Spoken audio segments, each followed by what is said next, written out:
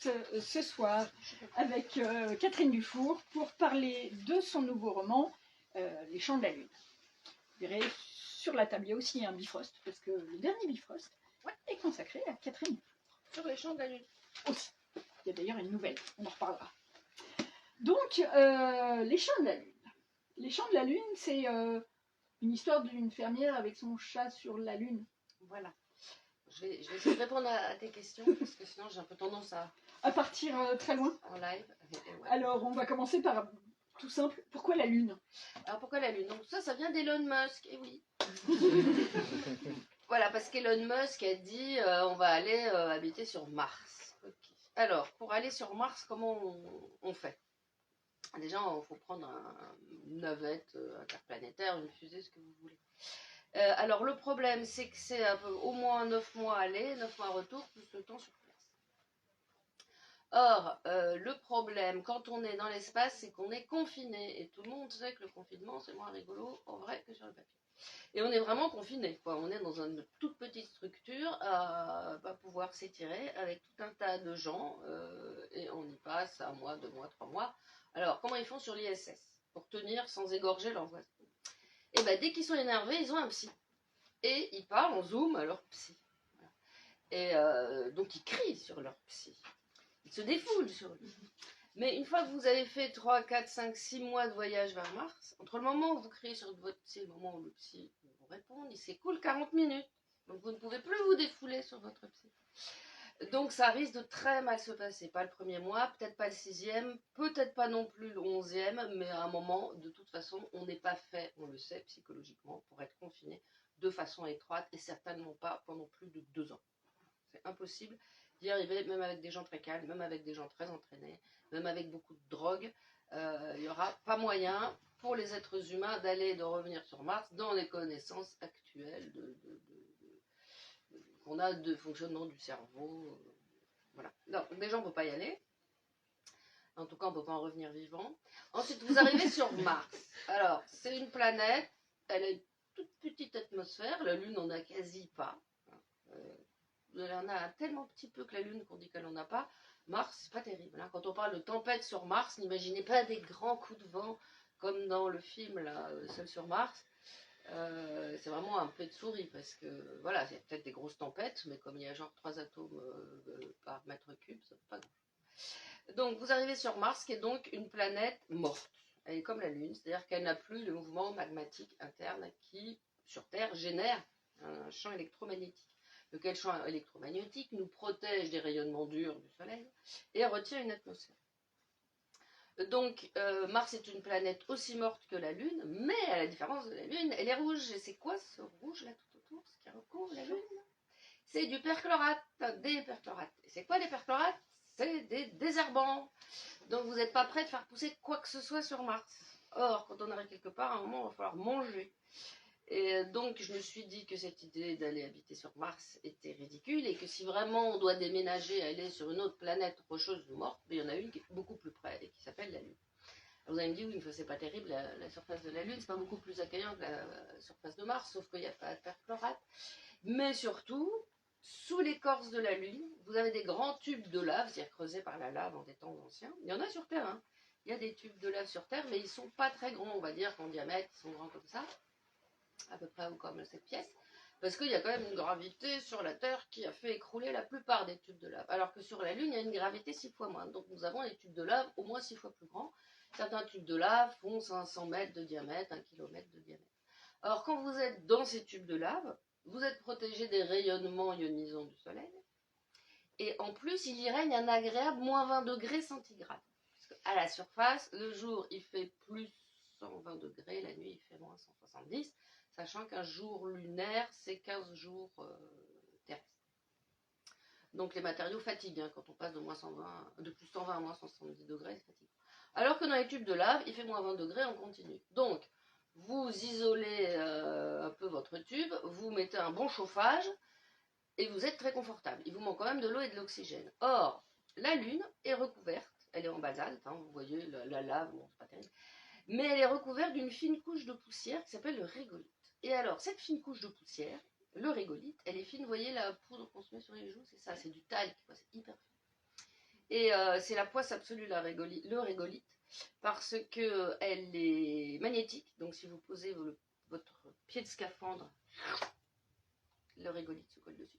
Et après, c'est une poussière qui n'a jamais été traitée par l'érosion, ni l'eau, ni le vent. Donc c'est que des tout petits poignards tranchants, vous voyez, c'est un peu comme de la limaille de fer acérée. Et les cosmonautes qui sont allés sur la Lune ont eu de vrais problèmes parce que cette poussière, elle est magnétique, elle dérègle, elle se colle partout, elle s'infiltre partout, elle dérègle les instruments. Et en plus, elle abrase les scaphandres. Mais elle a un avantage, c'est que 40% du régolithe, c'est de l'oxygène et 10% c'est de l'eau. Donc vous avez tout ce dont vous avez besoin pour respirer et pour boire sur la Lune. Et le reste, c'est des matériaux, il y a beaucoup de titane, il y a beaucoup d'hélium 3, ça c'est très important. Le jour où on a réussi à mettre en route des centrales à fusion nucléaire, on pourra miner de l'hélium 3 sur la Lune. Et puis il y a tout ce qu'on trouve sur la Terre, hein, puisque c'est le même magma, donc on a de l'or, de l'argent en abondance, et on a même des pierres précieuses. On a trouvé là-bas des olivines, je ne sais pas si vous voyez les péridots, c'est des pierres fines, vertes. Il y en a, il y a des grenats, il y a des... Comment il s'appelle? C'est un cousin du rubis et ça s'appelle la spinelle. Vous voyez la grosse couronne très prétentieuse de la reine d'Angleterre, son couronnement, avec la croix et tout. Elle est intégralement en diamant et il y a un énorme rubis, en fait c'est une spinelle. Et là on a effectivement sur la Lune, donc on doit avoir des ressources en minerais et en métaux incroyables. Enfin on en a, ça c'est certain. Donc ça fait une bonne raison d'aller sur la Lune. Et de toute façon, la Lune, avec un peu d'aménagement, est beaucoup plus habitable que Mars. Quand je dis une fermière et son chat, le possessif est peut-être un peu excessif, parce qu'il parle, ce chat. C'est un être, donc à un moment donné, parler qu'on possède un être qui pense, qui réfléchit comme nous et qui parle. Comment il parle, ce chat? Alors déjà, effectivement, elle n'est pas propriétaire, c'est un compagnon, car tous les animaux sur la Lune sont libres.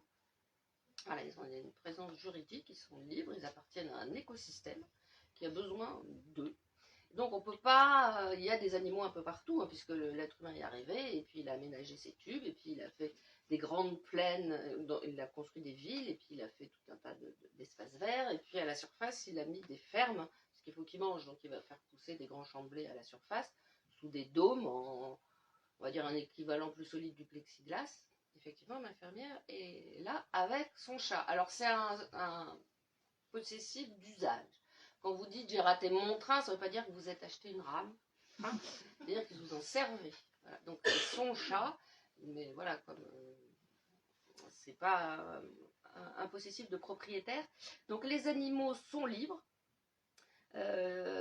On parlera après des animaux, c'est pas facile hein, d'acclimater des animaux sur la Lune. Et on n'a notamment pas le droit de les nommer, sauf s'ils possèdent le langage humain. Si on les nomme, c'est dans leur langue. Si vous voulez nommer une musaraigne, il faut que vous l'appeliez. Enfin, on fait des cris en ultrasons une musaraigne, il faut lui trouver un nom dans son spectre seulement. Donc il n'y a pas ce qui pose des problèmes avec certaines religions, parce qu'il y a une religion notamment syncrétique, qui estime que tous les oiseaux qui nichent au sol, ce sont des messagers de Dieu qui accompagnent l'âme vers l'au-delà, donc ils se considèrent comme propriétaires spirituellement de toutes les bernaches, les oies, etc. Et donc ça crée de vrais problèmes, parce que quand ils vont se promener à la ferme où il y a énormément d'animaux en plus de champs de blé et de sorgho, ils ont un peu tendance à vouloir ramener avec eux les bernaches et les oies, alors il y a des grosses disputes, ils se font pincer, enfin, etc. Mais de toute façon, ils n'ont pas le droit, les animaux sont libres. Et parmi ces animaux, il y a effectivement un chat qui parle, il s'appelle Trim, il a choisi son prénom, hein, puis il parle la langue humaine. C'est tout simplement parce que, comme vous probablement pas mal d'entre vous, il y a vraiment un moment où on regarde son chien ou son chat et on se dit qu'il lui manque la parole. Donc j'ai décidé qu'on allait leur donner la parole. Donc ils ont un larynx artificiel qui leur a donné accès à la verbalisation. Et donc ils se sont mis à parler, et évidemment on leur a appris la langue véhiculaire, qui est une espèce c'est l'UN véhiculaire, donc c'est un peu du chinois hispanophone avec un peu d'anglais. Voilà. Et ils se sont appropriés cette langue, et en fait le fait de parler en mots humains a rendu leur pensée plus humaine, et ça a aussi opéré un déploiement conceptuel de leur pensée. Et sachant qu'un chien, il comprend 300 mots.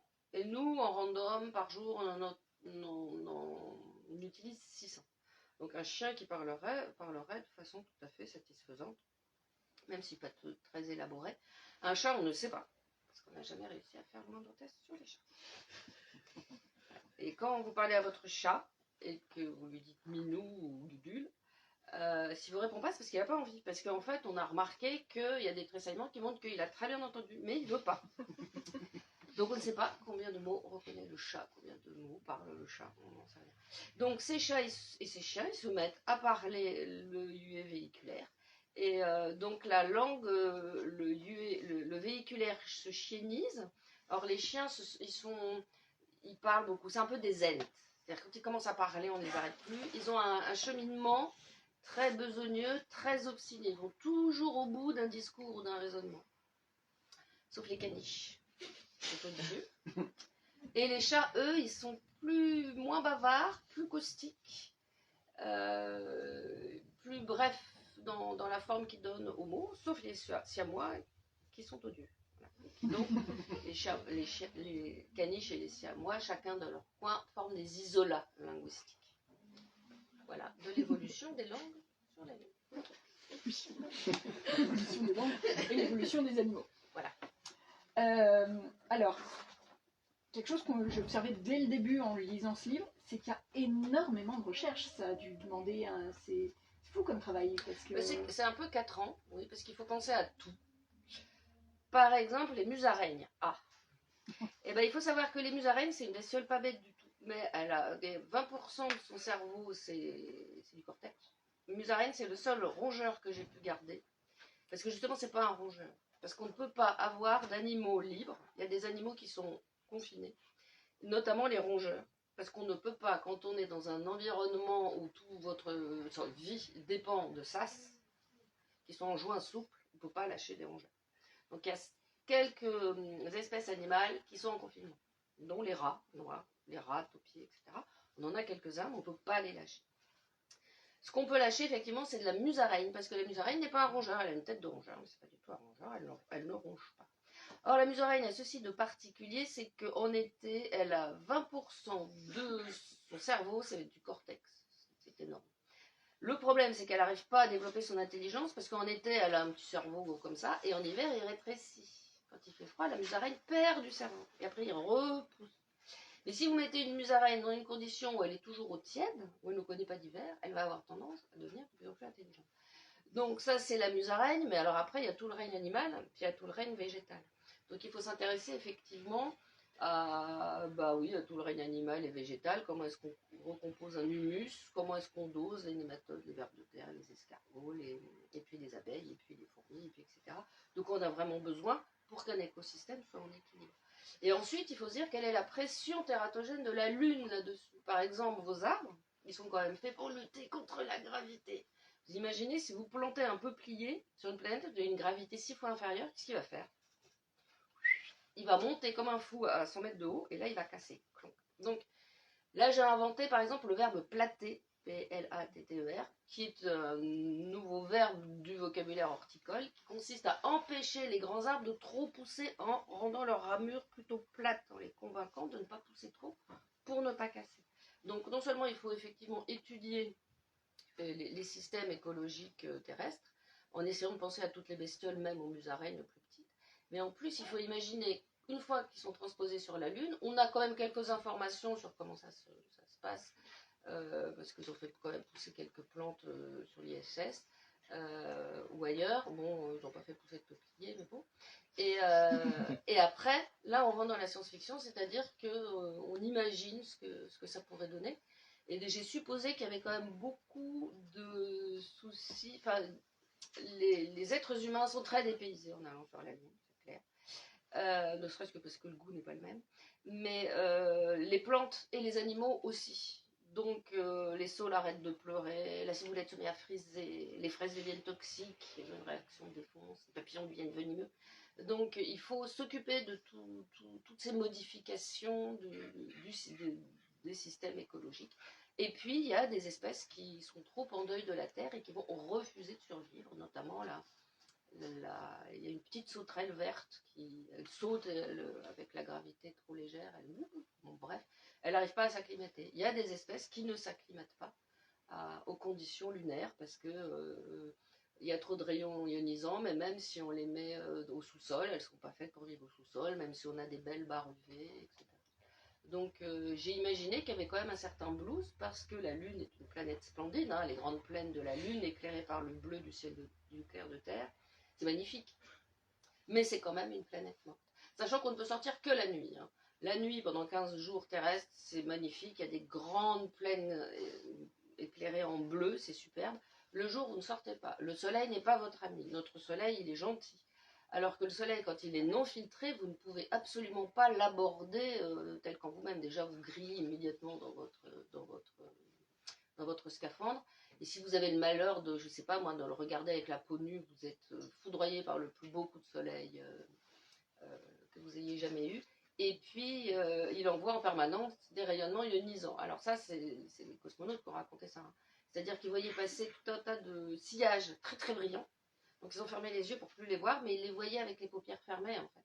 Et quand ils sont rentrés, tous les cosmonautes, astronautes, taïkonautes, ils ont tous fait comment on appelle ça, une cataracte, quand on a le blanc des yeux qui cuit comme un blanc d'œuf, quoi. Parce que le soleil est nu, vu sans la protection de notre atmosphère, est vraiment un astre très dangereux dont on ne peut pas supporter la présence. Alors on a parlé des plantes et tout ça, on voit bien qu'il y a toute la question de l'équilibre des écosystèmes qui est traitée. C'était une volonté de parler d'écologie de façon plus générale, de montrer que bon, bah, il faut réfléchir, parce que chez nous les écosystèmes on a tendance à les détruire, donc ailleurs il faudra les garder.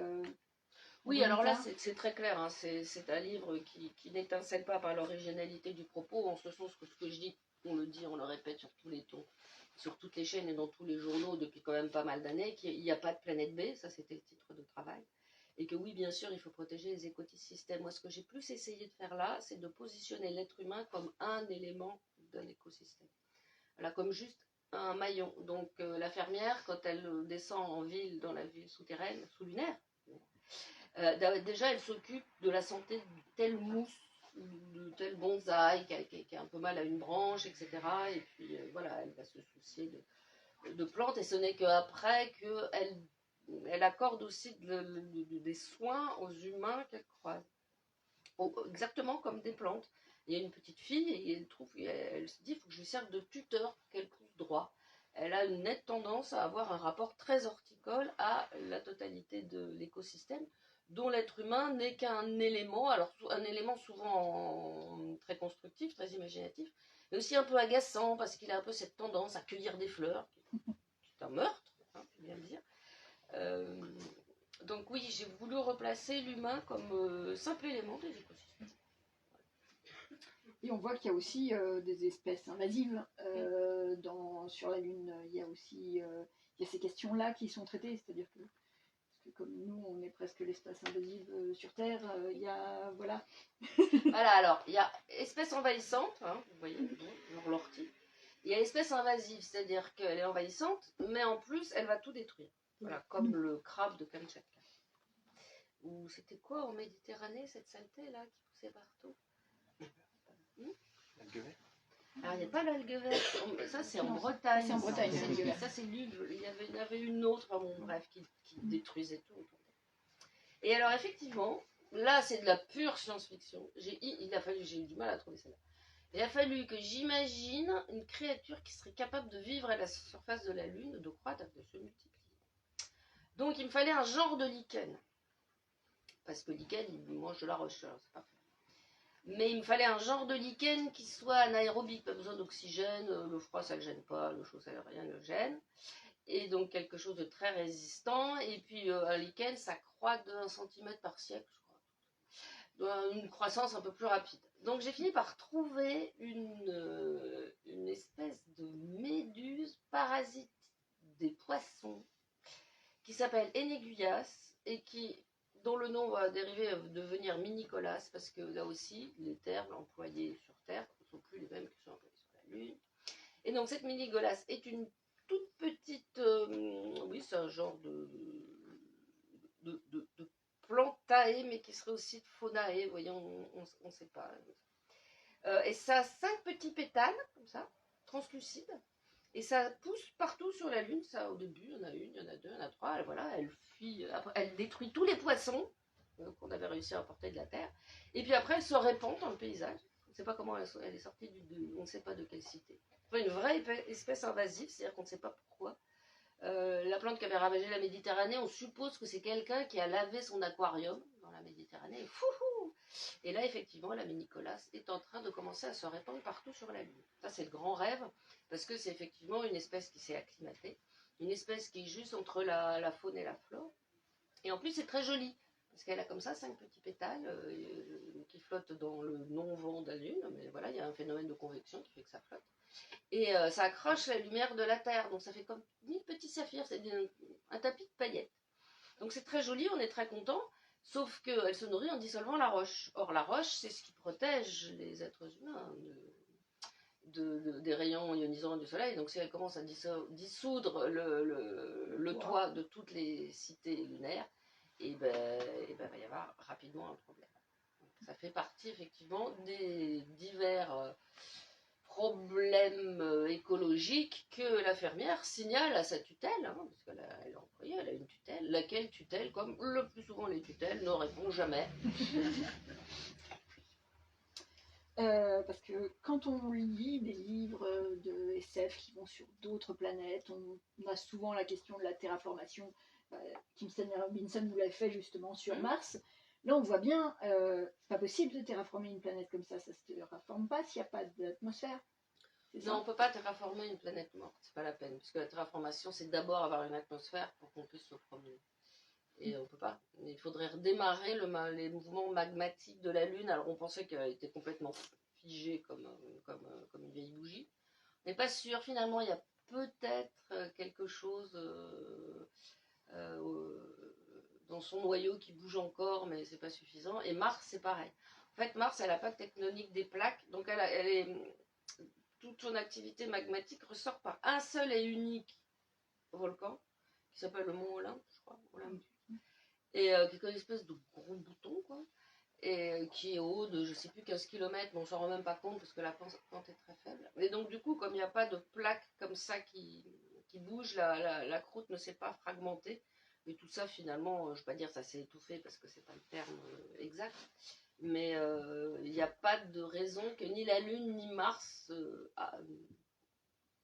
démourir, non, ressuscite un jour. Et donc, elles ne retiendront jamais la moindre atmosphère, donc ça ne sera jamais... de la terraformation.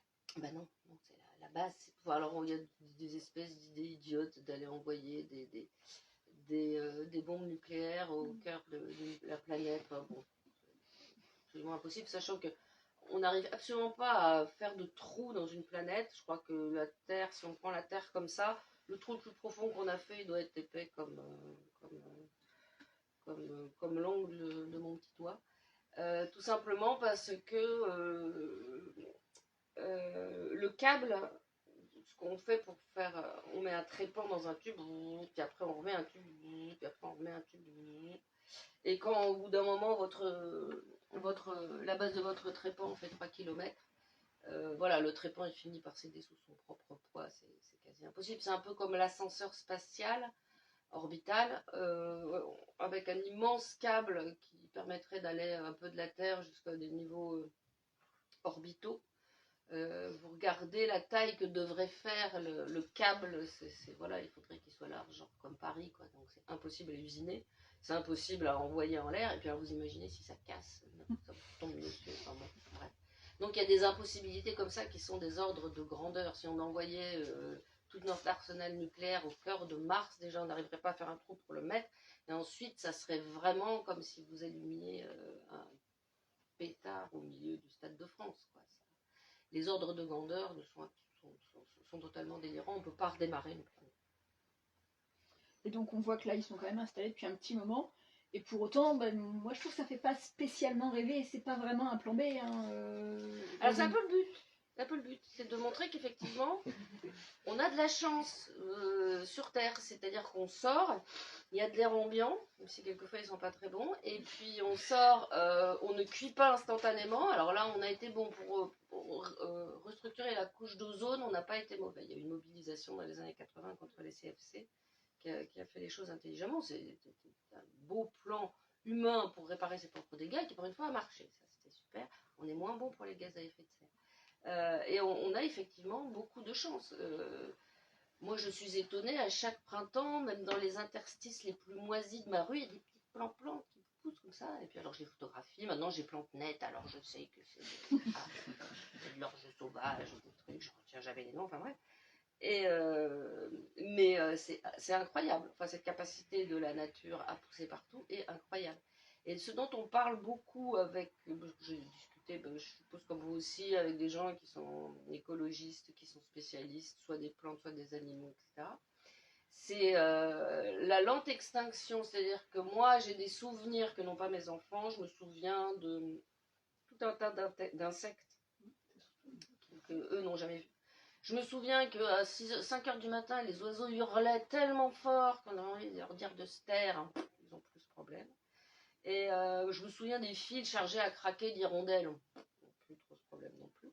Et en fait, mes grands-parents avaient des souvenirs encore plus fournis que moi. Et en fait, il y a un lent assourdissement du monde et, qui est d'une extrême tristesse. Et moi, je commence à entrevoir ce que c'est qu'effectivement, un jour se réveiller et il y a les petites plantes qui ne poussent plus dans la rue. Simplement parce qu'il n'y a plus d'abeilles, il n'y a plus de pollinisateurs, donc il n'y en aura plus. Et il y a effectivement une attrition de la diversité biologique des plantes parce qu'il y a de moins en moins d'abeilles. Donc elles s'auto-inséminent et du coup elles deviennent plus petites, moins variées et puis elles vont finir par attraper des maladies parce que la nature a inventé la reproduction sexuée, c'est pas pour faire joli, parce que c'est plus efficace que l'auto-reproduction. Donc, effectivement, vivre sur la Lune, c'est magnifique. Hein, les paysages sont magnifiques. En plus, on peut, si on veut, avec une bonne voile solaire, on peut faire du ski et du parapente au ras des mers de talc, quand vous avez une bonne voile solaire, et puis vous avez comme ça ce sable très fin. Par contre, vous ne pouvez pas prendre d'hélicoptère ou d'avion. Il n'y a pas d'air ambiant, donc tout ce que vous faites, soit vous prenez votre voile solaire et votre skateboard, soit vous y allez à pied, soit vous y allez en rover, et auquel cas il faut des routes, parce qu'avec le régolithe, le rover il est très très vite ensablé. Mais donc c'est probablement magnifique. Vous pouvez faire plein d'alpinisme, quand vous en aurez marre de faire du surf, parce qu'il y a des montagnes extrêmement hautes. Mais c'est assez morbide, quoi. Enfin, c'est un peu comme si vous étiez... je ne sais pas si vous êtes déjà allé dans des pays comme la Mauritanie. Vous êtes face à la mer, sur la plage, vous vous retournez et la plage, elle est grande comme la moitié d'un continent, en fait. Donc c'est très beau, on est très content d'être sous un ciel bleu au bord d'une belle plage et devant une plage immense. Mais au bout d'un moment, elle est un peu trop immense, il n'y a vraiment pas une goutte d'eau. Et au bout d'un moment, effectivement, les visions du désert sont à la fois grandioses, mais pas très porteuses de vie. En tout cas, pas les déserts humains. Et puis c'est que 15 jours par mois, en gros, qu'on peut jouer dehors, parce que voilà. Les autres 15 jours, on est enfermé. Alors non, pas du tout, surtout pas 15 jours par mois, parce qu'il y a des miliciers vertes quand même. Ah. Donc il y a eu un temps d'exposition qui est conseillé de peut-être 1 heure par jour, et puis le reste du temps, vous êtes dans votre cité sous-lunaire. Hein, sinon, au bout d'un moment, oui, vous finirez avec des cancers de partout, puisque c'est le problème des rayonnements ionisants du soleil. Et même quand le soleil est couché, il y en a quand même. La Lune est quand même un endroit relativement radioactif, du moins dans sa surface. Donc non, il faut... Oui, donc c'est vraiment pas un lieu. On va se promener une petite heure par jour dans la ferme, etc. Ça va. Mais pas, un être humain ne peut pas y vivre en permanence. Donc, dans la nouvelle qu'il y a dans Bifrost, nous avons une enquêtrice. Pareil, si on regarde bien, Elgerline, une des choses qui va la pousser à sortir de sa ferme, c'est aussi de vouloir enquêter sur une maladie qui l'embête un peu. C'est pas la première fois qu'il y a des gens qui se retrouvent à enquêter plus ou moins volontairement, parce que dans... Je n'ai plus son nom là, mais le dernier... mince... oui, bah, les absents, ouais. Elles se retrouvent à enquêter aussi. Oui. C'est un polar. Oui, Mais les deux autres s'en mettaient pas. Oui, c'est Il y a toujours des enquêtrices. Ah oui, une alors, volonté de refaire mais des ça, je l'aime enquêtrices. bien. Non, ça, je l'aime bien. Alors, c'est directement inspiré d'Elroy. C'est une enquêtrice, mais la vieille enquêtrice blasée. Parce que dans Elroy, il y a toujours un flic totalement blasé, qui a une vie totalement sordide, avec des histoires bracadabrantes. Et j'adore cette enquêtrice-là. Et je la recase à chaque fois. Ça doit être la troisième. Là, il y a Un temps chaud et lourd comme une paire de seins. La tête raclant la lune et celle-là, Nomen Jourdain, c'est toujours la même vieille enquêtrice qui a tout vu et qui arrive quand même à être horrifiée parce qu'un être humain est capable de faire à d'autres. Je l'aime bien celle-là. Donc on est dans des lieux différents, mais on a... Alors on est dans une cité sous-lunaire, effectivement, et on a la vieille enquêtrice. En fait, elle s'est faite traiter de nouménale par sa prof de philo, du coup elle a laissé tomber la philo et elle a fait inspecteur de police. Voilà, et donc elle est... alors, à la surface de la Lune, autant le dire, les gens ils sont arrivés, ils ont commencé à monter leur première cité lunaire, puis ils ont décidé d'aller vivre dans des cités sous-lunaires. Ils ont bien sûr exploité des gisements d'or, d'argent, de mana, et instantanément ils sont mis à se taper dessus. Les Chinois ont cassé la figure des Américains qui ont cassé la figure des etc. pour des histoires de mines ou d'hélium 3 ou d'astroport, on s'en fiche. Donc en fait, plus il y a des êtres humains qui arrivent sur cette planète, et plus ils font des grosses guerres, et plus ils s'entretuent. Donc il y a des charniers partout. Alors c'est le problème sur la Lune, c'est que quand vous tuez quelqu'un, il n'est pas prêt de se décomposer. Donc il faut enterrer le corps sous le régolithe en espérant que... Alors là, par contre, si vous l'enterrez bien sous le régolithe, vous avez peu de chances d'avoir de soucis. Parce que rien ne bouge sur la Lune. Je veux dire, le pied d'Armstrong, il est toujours hyper net dans le régolithe. Alors, sauf si vous prenez une météorite, parce qu'il y a des météorites qui tombent encore beaucoup moins qu'au tout début, mais il y a encore des météorites qui tombent, il y a des pluies de météorites. Quand vous voyez des pluies d'étoiles filantes en été dans votre ciel de vacances, sachez que sur la Lune, ils rigolent pas. Et donc, il y a énormément de météorites qui tombent, mais finalement, pas au point de perturber le côté inamovible de la Lune. Et si vous cachez bien le corps sous le régolithe, vous avez des chances qu'il ne soit jamais retrouvé si vous arrivez à bien effacer vos traces. Parce qu'aucune trace ne disparaît sur la Lune. Et c'était quoi la question? Ah oui, si, l'enquête. Oui, voilà. Donc effectivement, régulièrement, on retrouve des charniers. Alors, ça doit être la guerre qu'il y a eu ici il y a 150 ans. Oh tiens, ça c'est la guerre d'il y a 123 ans. Bon, voilà. Alors là, il y a un certain nombre de rites funéraires que je ne vous détaillerai pas parce que j'ai essayé de... J'ai mis en place beaucoup de choses, beaucoup de rites funéraires, il y a tout l'aspect juridique, il y a tous les aspects du mariage, il y a tous les... Voilà, hein. En sachant que les gens, ils viennent de la planète Terre, ils arrivent sur la Lune, donc ils vont emmener de la Terre avec eux, mais d'un autre côté, ils vont s'adapter. En plus, ils vont quand même être enfermés avec des gens d'autres cultures. Comment est-ce que tout ça se modernise? Comment est-ce que ça s'interpénètre, etc. Sachant qu'aussi, ils ont quand même le blues, les terriens, parce qu'il y en a beaucoup qui ont quand même fondé leur cité avec un certain mal du pays, parce que quand vous allez sur... C'est un petit peu comme quand vous allez travailler sur une plateforme pétrolière, voilà, vous y restez 3 ans pour faire plein de sous, mais vous avez le mal du pays. Donc l'essentiel des cités lunaires sont baptisées exil. Il y en a une qui s'appelle Samousetes, ça veut dire exil en turc. Il y en a une qui s'appelle Pak Papatapon, ça veut dire exil en tagalog, etc. La plupart des cités, c'est comme ça. Donc, j'ai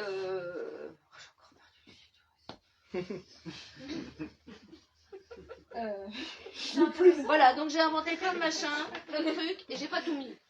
Par exemple, voilà, le mariage, j'avais fait un superbe chapitre, et ma correctrice me dit non, on s'ennuie, quoi. Là, ok, j'ai enlevé le mariage. C'est dommage, c'est très beau mon mariage. Mais voilà. Donc il reste quelques traces des rites funéraires, mais je ne vais pas vous bassiner avec ça.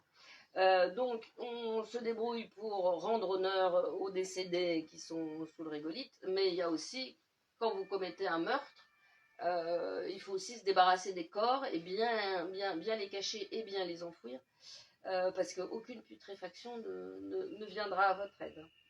Voilà. A priori, les gens vont se dessiquer. C'est-à-dire, ils vont devenir tout comme des momies. Mais il va y avoir aucune... voilà, il n'y a pas... Je crois peut-être pendant 5 minutes, il y a quelques bactéries qui vont se développer dans les boyaux, mais ça va très très vite. Parce que ça aussi, c'est un truc qui est marrant, qui est cocasse. Qu'est-ce que ça ferait si vous étiez exposé au vide, alors, sur la Lune? Voilà. Comment ça se passe? Est-ce que vous congelez immédiatement? Ce qui fait moins 170 degrés. Eh ben non. Pourquoi? Parce que se refroidir, c'est un échange de chaleur. Pour échanger, il faut des atomes. Il n'y a pas d'atomes. Bon, vous ne pouvez pas échanger. Alors, peut-être par les pieds. Mais donc imaginez la princesse Leia, pour ceux qui ont vu l'épisode 9, je crois, où tout d'un coup Leia est projetée dans le vide.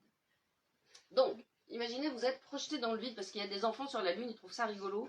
Les enfants, ils font toujours des bêtises. Donc la grande mode pour les enfants sur la Lune, c'est de déverrouiller un sas et de se jeter dehors pour voir l'effet que ça fait d'être dans le vide. Alors, la première chose que vous ressentez, alors déjà, si jamais il y a le soleil qui est levé, vous êtes cramé.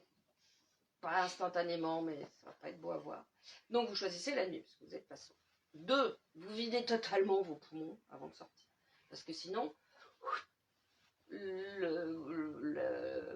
vos poumons vont se vider immédiatement dans le vide, mais vraiment immédiatement. Ça va faire donc le même effet qu'un accident de décompression. Voilà, vos poumons vont juste exploser.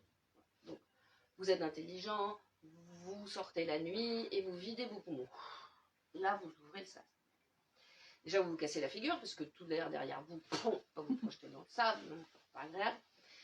Ensuite, vous allez effectivement commencer à avoir un œdème. Vous n'allez pas exploser, hein, mais quand même, ça va faire... Vous allez devenir un petit peu comme... Vous savez, il y en a qui ont été allergiques, piqués par une abeille.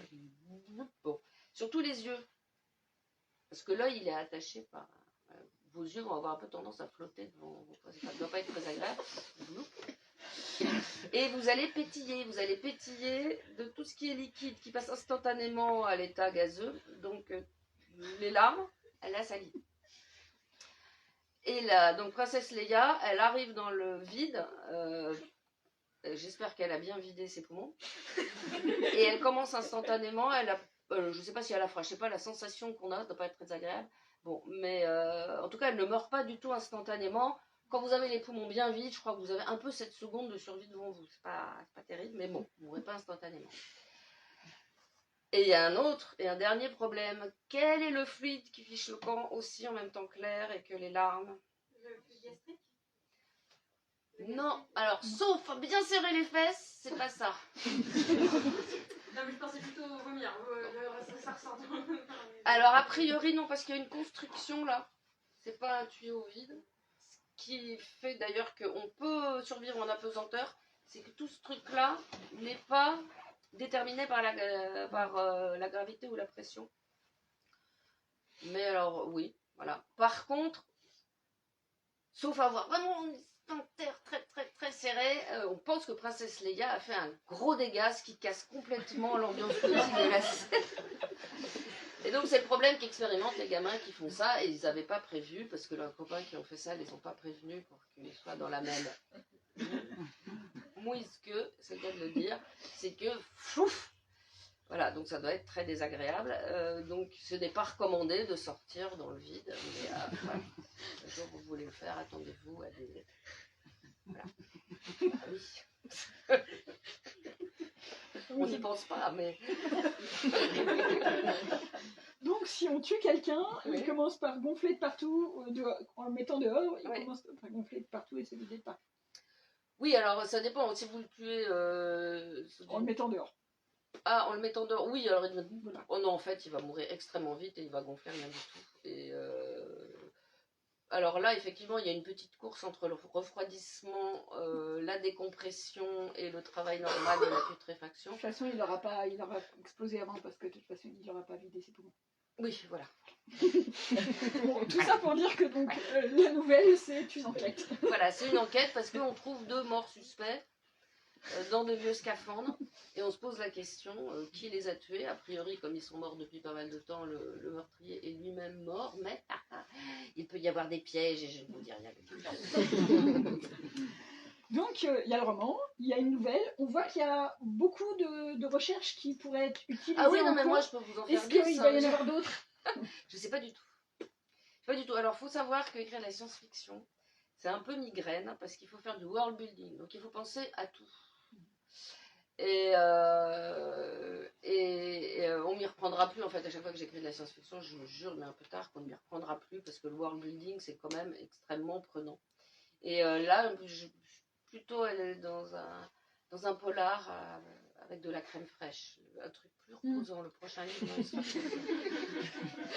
Mais là, le world building, il est fait, donc Oui. ça pourrait être malgré tout une petite nouvelle ou deux encore. Mais c'est vrai. Ah non, mais j'en voilà. ai là. Bon. Donc il y en aura peut-être plus. Sur le mariage ou... Oui, alors par exemple. Ah oui. Et des meufs. Bah, c'est-à-dire qu'en fait, quand vous êtes exilé, les gens en exil sont plus royalistes que le roi. Donc les gens sur la Lune sont plus traditionnalistes que les sociétés terriennes dont elles sont issues. Donc on a quand même des sociétés qui sont très fermées, avec des gros problèmes de racisme, d'exclusion, de fondamentalisme religieux, des problèmes de santé mentale dus justement au confinement. Il y a notamment un culte qui se développe, qui est le culte du vide. Alors il faut qu'on sorte tous dans le vide pour fusionner avec le vide, parce que le vide est notre maître. Et donc les prêcheurs ont tendance à casser les oreilles des gens. Or, dans une ville, même si c'est une ville de 100 000 habitants, enfin voilà, vous ne pouvez pas sortir vous barrer la campagne pour le week-end pour échapper à ces gens-là. Donc il y a quelques meurtres de prêcheurs quand même. Mais par contre, le niveau d'agressivité est inférieur à celui de la Terre. D'abord parce que c'est une tendance. Si vous reveniez à l'an 1000, vous n'en reviendriez pas à quel point nos ancêtres étaient horriblement agressifs. Mais même au 19e et même première moitié du 20e siècle. Quand Malraux allait en boîte de night, enfin au bal avec sa petite amie en 1930, ils sortaient du bal et puis on leur tirait dessus. Malraux a tendu la main et a arrêté avec sa main la balle que ça... Bon, bref. Ça se faisait beaucoup de se canarder en sortant du bal. Hein. Maintenant, quand on le fait, ça fait la une. Donc il y a une atténuation de la violence de nos sociétés, même si on a parfois l'impression que ça se passe mal. En fait, ça se passe. Si on revenait 1 ou 2 siècles ou 1000 ans en arrière, on serait un peu horrifié. Hein. Quand la belle Iseult, ouais, elle a un serviteur félon qui lui parle mal, donc la douce et tendre Iseult, qu'est-ce qu'elle fait au serviteur?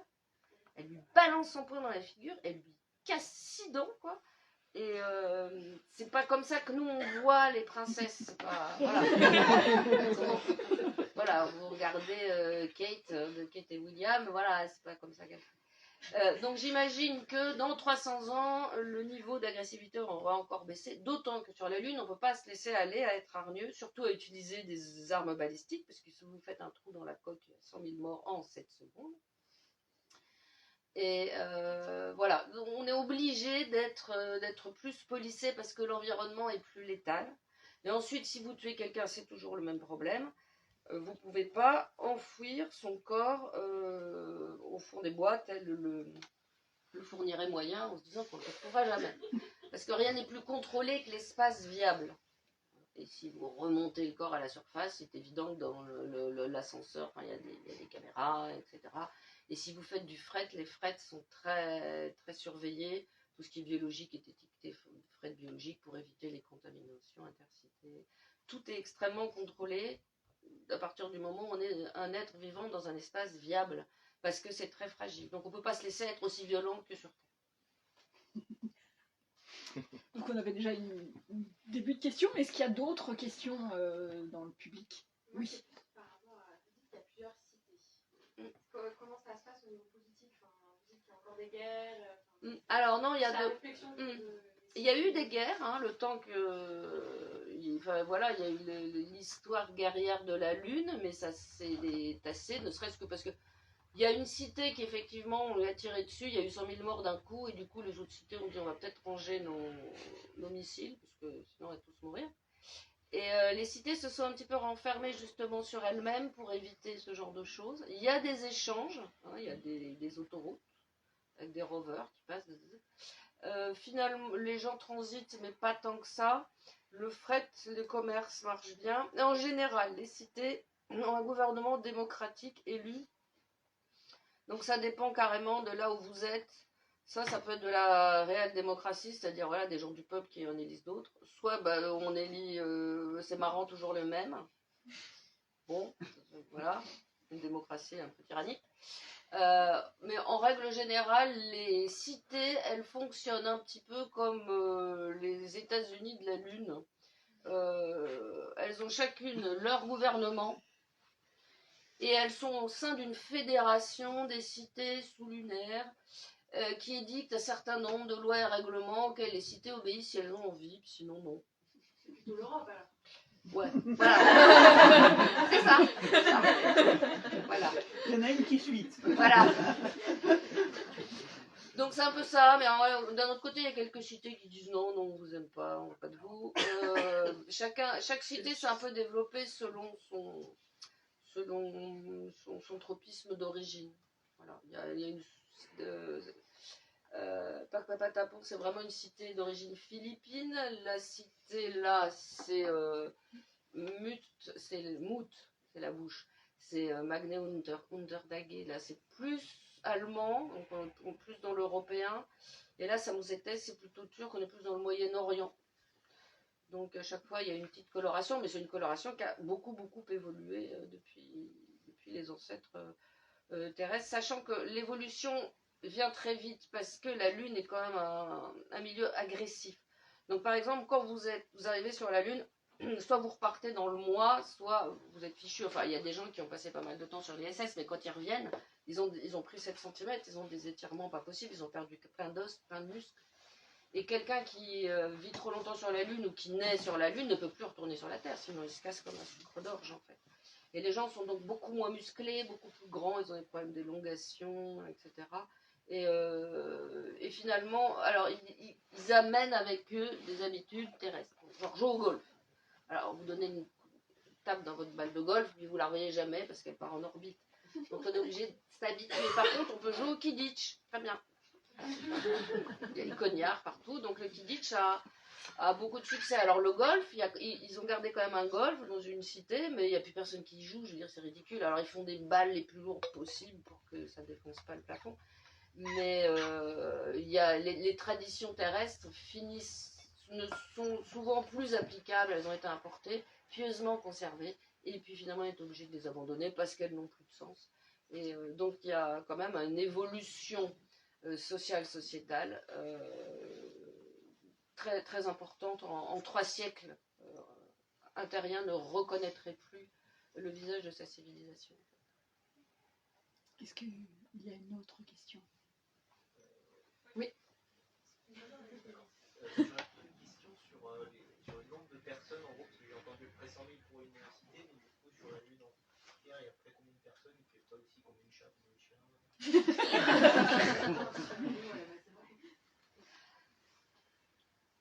Alors,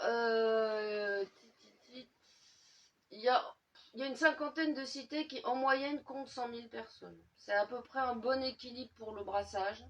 C'est à peu près la taille que peut contenir une section de tube continue. Hein, parce qu'il faut quand même, voilà, vous prenez votre tube, puis vous allez projeter du verre fondu en gros sur les parois, et puis vous vous débrouillez pour qu'il y ait des matériaux quand même assez élaborés qui s'auto-réparent. Et une section étanchéifiée de tubes continus peut contenir en gros 100 000 personnes, peu plus, peu moins.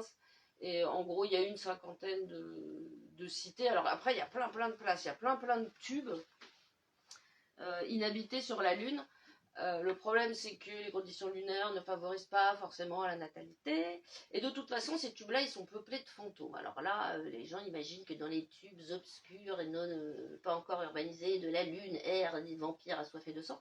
C'est les 2 premières choses que les êtres humains ont apportées sur la Lune, c'est leur psyché, c'est leur fantasme, c'est leur fantôme, c'est leur revenant. Il y en a plein la cour. Ils en voient partout, ils en voient dans les cratères, ils en voient dans les dégazages, parce que la Lune dégaze des jolis nuages de gaz colorés, du radon, dans les tubes pas encore urbanisés, il y a même des fantômes plus ou moins érotiques faits avec du sable, enfin bon, bref. Et ça, donc ça, c'est le premier signe que l'être humain a commencé à s'habituer à être sur la Lune, c'est quand il a commencé à voir des fantômes, des spectres. Ça veut dire qu'il a importé finalement tout son psychisme. Et évidemment, ça a commencé surtout quand il y a eu les premiers enterrements. On a commencé à avoir des ancêtres, à avoir les os de ces ancêtres dans ce sol. Ça permet de s'approprier un endroit. Donc, eh ben oui, il y a 5 millions d'habitants sur la Lune en gros. Et chat et chien. Alors chat et chien, alors là, je n'ai pas fait le compte. Alors il y a des endroits où il y a très peu de ces animaux-là. Parce que surtout à cause du tempérament de meute des chiens, donc ils ont besoin d'obéir à un maître, parce qu'ils ont ce tropisme-là. C'est un peu le problème, c'est-à-dire il pourrait y avoir une société indépendante de chiens, mais le chien il a besoin d'obéir à un maître de meute, donc c'est un obstacle sur la voie de son autonomie. Alors que le chat, lui, il est incapable de jouer collectif, au contraire. Et ça aussi, c'est un obstacle sur la voie de leur autonomie. Ça et l'absence de pouces opposables, c'est un vrai souci.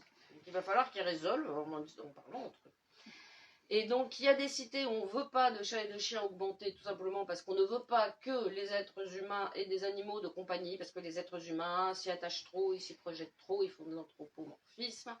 Ou alors au contraire ils les abandonnent et ils les maltraitent et donc ça suffit bien et donc on n'aura que des animaux libres, ce qui est un peu cruel, mais voilà, c'est une décision collective, alors qu'il y a d'autres cités au contraire, il y a une surabondance de chats et de chiens et dont certains effectivement sont avec, ils sont pas un maître, ils ont donc quelqu'un qui leur donne à manger.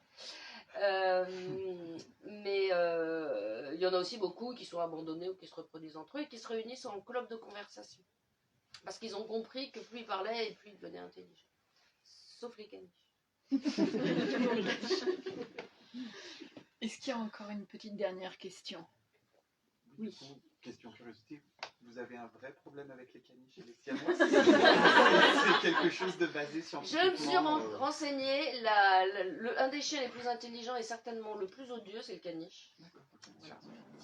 Oui, mais il paraît, ouais, les caniches. Ça aurait pu être juste du ressenti personnel, mais Non, moi je les aime pas, ils vont être bêtes. Non, moi j'aime bien les caniches, c'est mignon. Et puis après, en cherchant alors quel est le chien le plus pénible. Et en fait, le caniche, c'est un peu un ratier. Alors il faut savoir que tous les petits chiens que vous voyez dans les bras des vieilles dames, ils ont cette caractéristique d'avoir été sélectionnés. Pourquoi faire? Chasser les rats. C'est-à-dire rentrer dans le terrier du rat et affronter la meute de rats. Jamais un chat fera ça. Un chat n'est pas timbré. Aucun chien ne fait ça. Les chiens ne sont pas fous. Donc on a été obligé de fabriquer des tout petits chiens, pour faire fous, assez fous pour y aller. Donc les tout petits chiens que ces dames ont sur elles, ils ont l'air mignons comme ça. N'approchez pas votre doigt. Parce qu'ils sont calibrés, calculés pour être extrêmement agressifs. Ils sont complètement siphonnés. Et c'est pour ça qu'ils attaquent à vue. Alors ils sont gros comme ça, mais ils vous attaqueront à vue comme ils attaquent à vue les rats. Les ratiers, ce sont les seuls animaux qui osent affronter les rats. Qui ne sont pas des bestioles aimables quand elles sont en grand nombre et qui surtout sont très intelligentes. Donc les ratiers sont à la fois très fous et très intelligents. Et le plus fou et le plus intelligent des ratiers, c'est le caniche. Et le siamois, du coup, alors ouais, le siamois c'est pareil, c'est un chat qui a une réputation aussi d'être hargneux et puis surtout lui il est capable de faire des coups pendables à plusieurs chats. Et lui il est capable d'action collective, le siamois. Alors que les chats ont tendance à être vachement perso. C'est parce que le seul souvenir que j'ai où il y a deux siamois qui font ça, c'est dans La Belle et le Clochard, donc c'est pas forcément. Ah oui. Les deux siamois de la Minou sont vraiment méchants. Ah ouais. Oui. Je vois que c'est scientifique en fait, et pas juste un truc Disney. Non mais c'est un vieux. C'est très sérieux. Ah, ben voilà. Non mais voilà, j'ai regardé et les chats sont en général. Alors de toute façon tous les félins, il y a certains félins qui sont vraiment qui vivent en clans familiaux. Il y a des félins qui sont radicalement solitaires. Hein.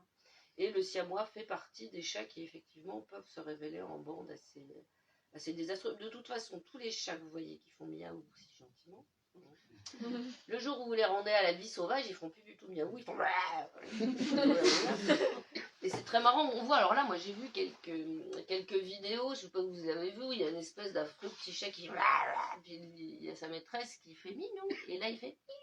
Et il y en a un autre, c'était génial. Vous tapez cat barking, c'est un chat qui aboie. Et il se retourne parce qu'il voit qu'en fait son maître est en train de le filmer et son wouf wouf devient un miaou miaou miaou. En fait, c'est des gros fourbes. Mais ils sont pas très collectifs, sauf effectivement les siamois peuvent jouer collectivement. Mais effectivement, ils font partie des chats les moins commodes. Hein. C'est pas, voilà. Le chartreux est plutôt sympathique. Je sais pas ce que vous en pensez. Le gouttière est charmant. Voilà, le bombay est vraiment pas méchant. Mais le siamois, il peut être. Alors, c'est peut-être aussi Je pense que tout ça comme ça, c'est chats ou chiens de race. À force de faire des croisements, il doit y avoir des branches qui ont les fils qui se touchent. Et ça les rend hargneux. Oui, une toute petite dernière. Moi, c'est pas une question, c'est une suggestion. J'ai lu la première partie, la moitié. Vous pourriez prévoir un dictionnaire des plantes. Alors écoutez, j'ai essayé justement de pas trop la ramener parce que Pourtant, c'est tellement beau tout ce que tu as écrit. c'est gentil comme tout, tu es une choute. Mais j'ai essayé justement d'utiliser des plantes pas trop, genre le café, la carambole, ouais, enfin. Il y en a d'autres. Hein. Il y en a plein, il y en a trop, c'est ça. Non, on va chercher après. Non, mais j'ai essayé, voilà, de mettre des abeilles, mettre des trèfles, mettre des trucs normaux. À un moment, il y a, je sais plus quelle page, j'ai sorti le dictionnaire. Hein. Ah oui? Ouais. Parce que justement, que ouais. je ne connaissais pas. Mais bon. Et il y a un cornichonnier, des choses comme ça. J'ai juste écouté la musique du texte. C'est mignon. Mais je sais qu'il y a certains mots que je trouve trop beaux, mais je me suis retenue de les utiliser parce que justement ça fait un peu prétentieux et puis on est obligé d'aller chercher le dico parce que personne ne connaît ça. Il y a un mot qui désigne. Alors, sur la Lune, vous avez des cratères, les grands. Et puis un cratère, c'est juste un caillou qui est tombé. Plouf, donc il a mis des bouts de cailloux ailleurs. Donc vous avez le cratère principal, vous avez sa famille, ça s'appelle des cratèrelettes, des petits cratères. Et puis, il y a un truc, c'est quand le cratère il est trop érodé, alors il n'est pas érodé par l'eau ou le vent, hein, il est érodé par les vents solaires, et ben ça, quand il est vraiment érodé, ça s'appelle un astroblème. Et ça, c'est beau. Et ça, j'ai hésité, je dis non, parce qu'astroblème, personne ne connaît, et moi non plus d'ailleurs, et je ne l'ai pas mis. Et je regrette un peu parce qu'il est trop beau, mais voilà, c'est encore un truc, il faut aller chercher le dictionnaire, et c'est un peu casse-pied. J'ai justement essayé de mettre des plantes un peu connues. Voilà, j'ai plus mis des géraniums que des asparagus. Voilà, mais je suis désolée, donc si... Non, ça va augmenter ma culture. Bon, merci de le prendre comme ça. Si vous avez d'autres questions, vous pourrez les poser au moment de la dédicace. Si vous avez suivi tout, vous êtes peut-être rendu compte que vous avez une information sur la particularité de l'héroïne. Vous n'en êtes peut-être pas rendu compte, mais il y a une information. Et j'ai essayé de pas gaffer. non, mais moi j'ai trouvé que c'était juste... il y a des petites touches qui devraient vous dire, vous interroger sur cette héroïne particulière, qui est une fermière. C'est vrai qu'on n'a pas beaucoup parlé de... Non, mais en même temps, sinon c'est tourné autour du... Voilà, c'est vous allez la découvrir. Bah, merci beaucoup. Merci à toi, merci à vous tous. Merci.